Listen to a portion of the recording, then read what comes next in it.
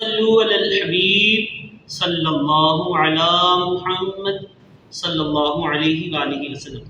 ایک بد مذہب فرقہ ہے خارجی۔ آئیے خارجیوں کی بے وقوفی سماعت فرماتے ہیں۔ یہ فرقہ مسلمانوں کے چوتھے خلیفہ امیر المومنین مولا کائنات علی المرتضیٰ شیر خدا کرم اللہ تعالی وجہہ الکریم کے دور خلافت میں تھا۔ یہ لوگ بھی آدھے جاہل تھے۔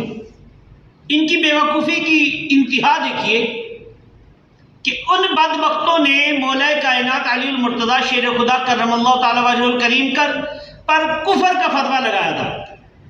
اللہ پاک کی پناہ کہ جن کو دیکھنا عبادت ہے، جن کی محبت ایمان کی علامت ہے، جن کا بغض بندے کو منافق بنا دیتا ہے، ان عظیم ہستی جو قطعی یقینی جنتی صحابی رضی اللہ تعالیٰ عنہ ہیں، ان پر کفر کا فتویٰ لگایا۔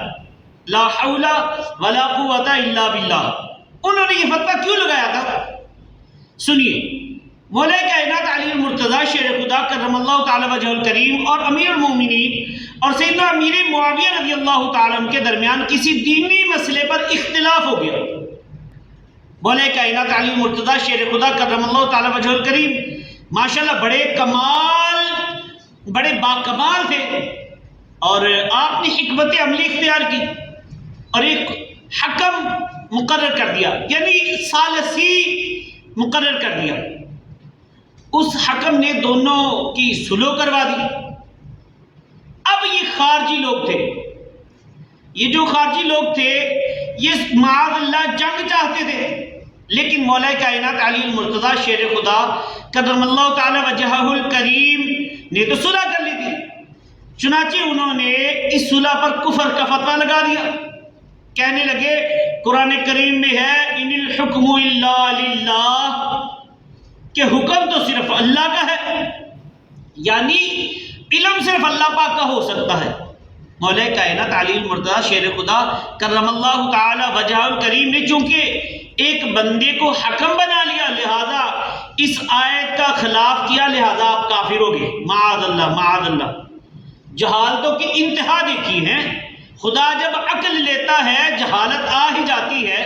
خیر، مولا کائنات علی المرتضیٰ شیر خدا کرم اللہ تعالی وجہہ الکریم نے یہاں بھی حکمت عملی اختیار فرمائی، اور سیدنا عبداللہ بن عباس رضی اللہ تعالیٰ عنہ جو قرآن کریم کے بہت بڑے عالم تھے، ماہر تھے، ترجمان القرآن آپ کا لقب ہے، انہوں نے خارجیوں کے پاس جانے کے لیے حضرت علی نے ان کو تیار کیا اور آپ کو خارجیوں کے پاس بھیجا اور فرمایا انہیں ذرا سمجھا کر آؤ۔ حضرت عبداللہ بن عباس رضی اللہ تعالیٰ عنہ تشریف لے گئے، ان کی بات سنی تو فرمایا کیا تمہیں قرآن کی صرف ایک ہی آیت آتی ہے؟ کیا تم نے سورہ مائدہ کی آیت نمبر 95 نہیں پڑھی؟